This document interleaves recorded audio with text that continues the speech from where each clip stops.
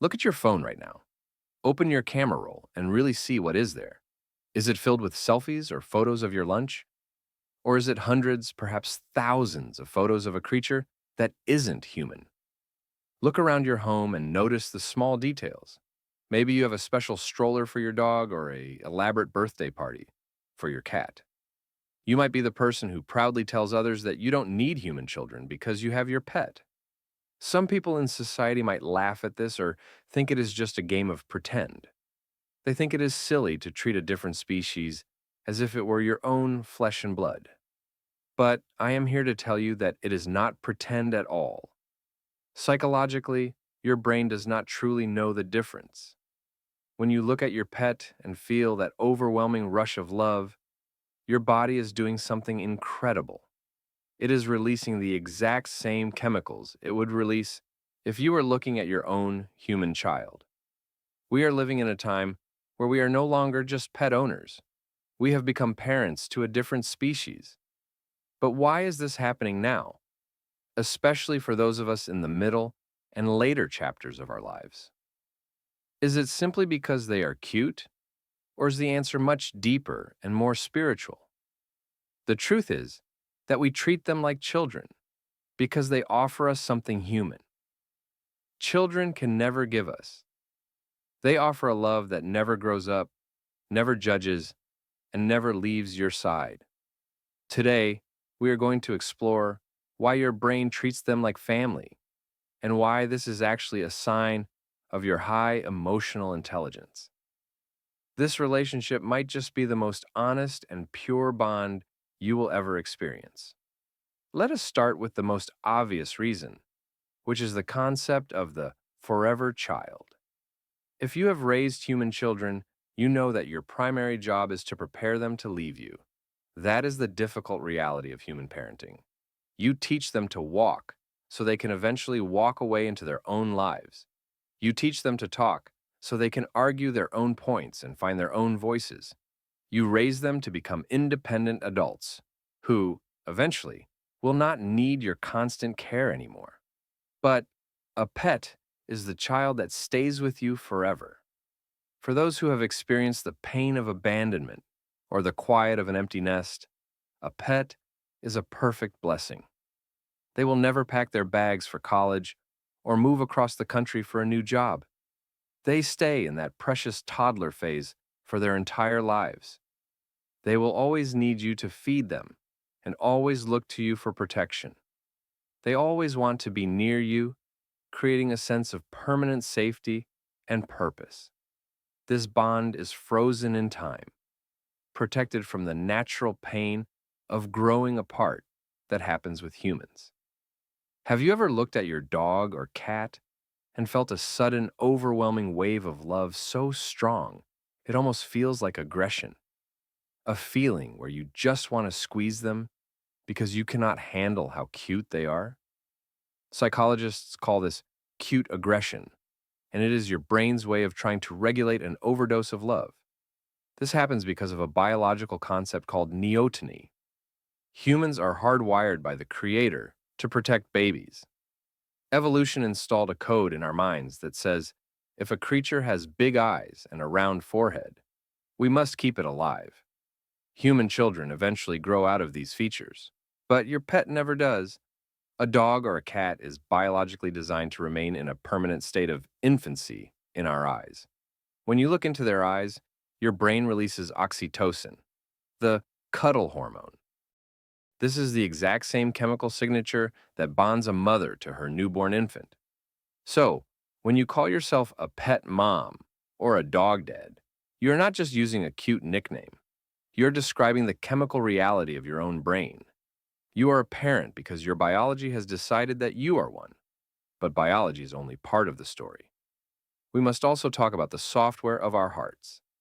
In human relationships, attachment is often complicated and filled with expectations. Children grow up, they learn to judge, and sometimes they learn to say hurtful things. Human parenting is a long process of learning how to let go. Pet parenting, however, is a beautiful process of holding on. For the person who treats their pet like a child, that animal represents the eternal innocent. Your pet will never criticize your career choices or judge the way you live your life. They will never move to another city and forget to call you on your birthday. Psychologically, your fur baby offers a secure haven without the risk of rejection. If you have ever felt abandoned or if you find the complexity of human society exhausting, a pet is the ultimate antidote. It is a relationship that stays in the honeymoon phase of parenting forever. You are drawn to this dynamic not because you are avoiding reality, but because you are seeking a safe harbor in a cold world. You are creating a bond that is unbreakable by time, age, or maturity. You are choosing a child who will stay with you, love you, and need you until the very end.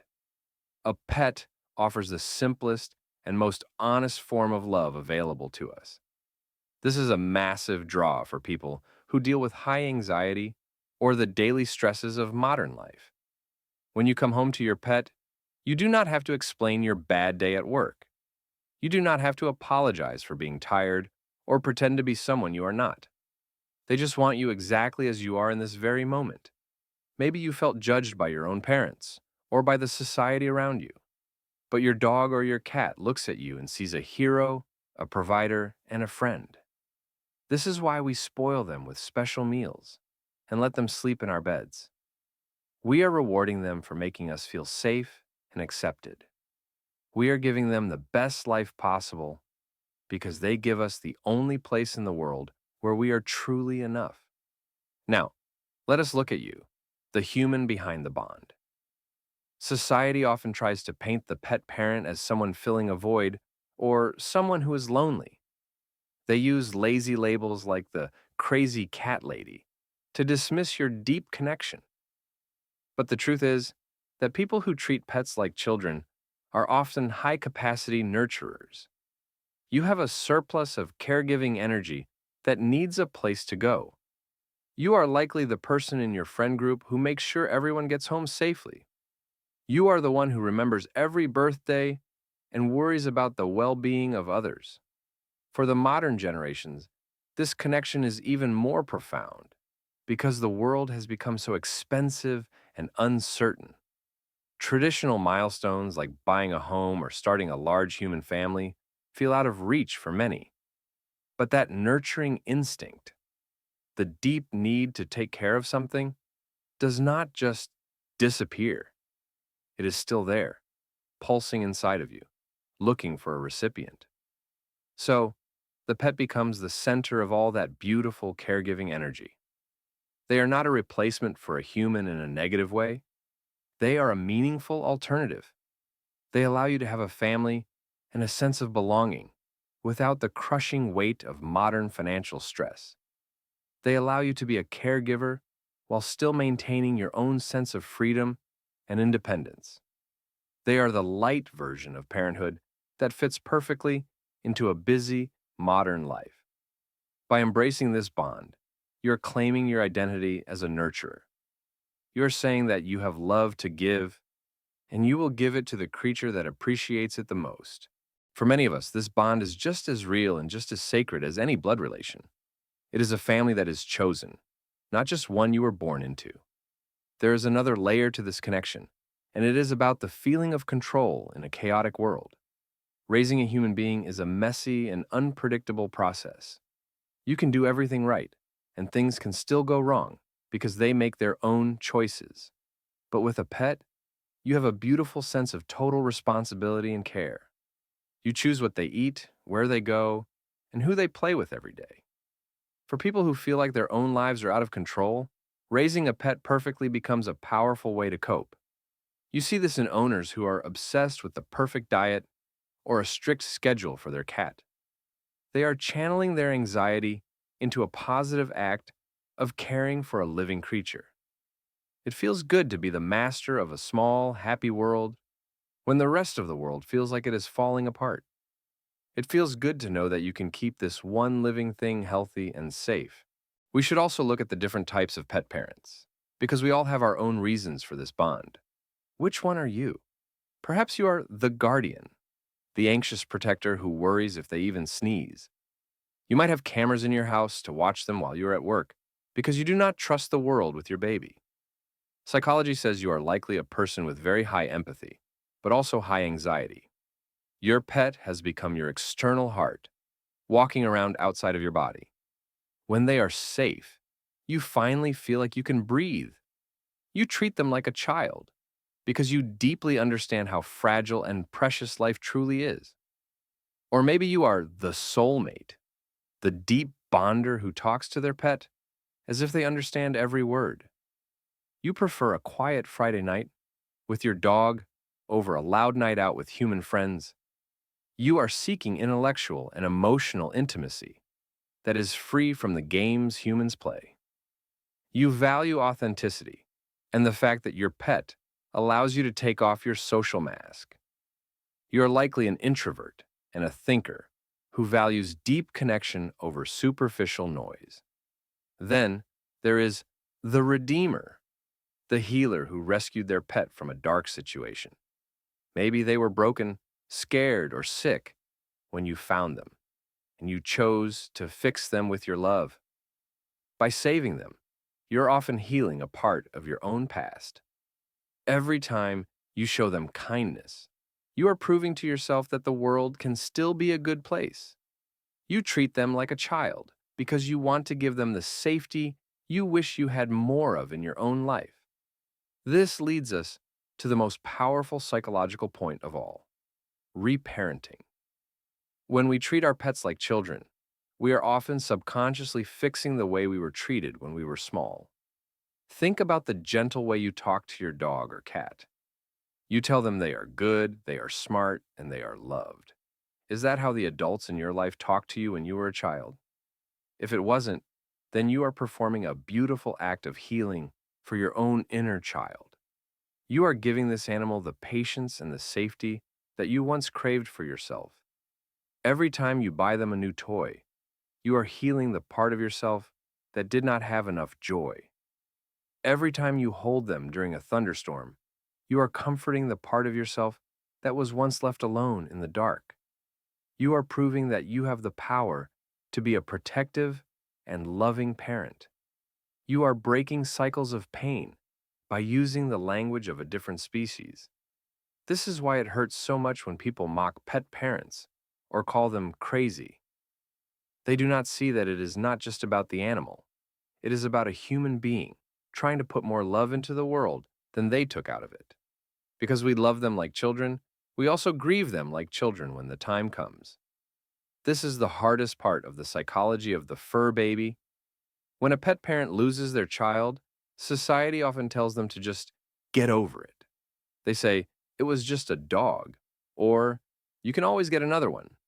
But your brain and your heart completely disagree with that cold logic. Your brain has lost its primary source of daily joy and oxytocin. It has lost the routine and the soul that relied on it for every single thing. This pain is real, and it is valid, even if society does not always have a ritual for it. If you treat your pet like a child, you're losing a true member of your family.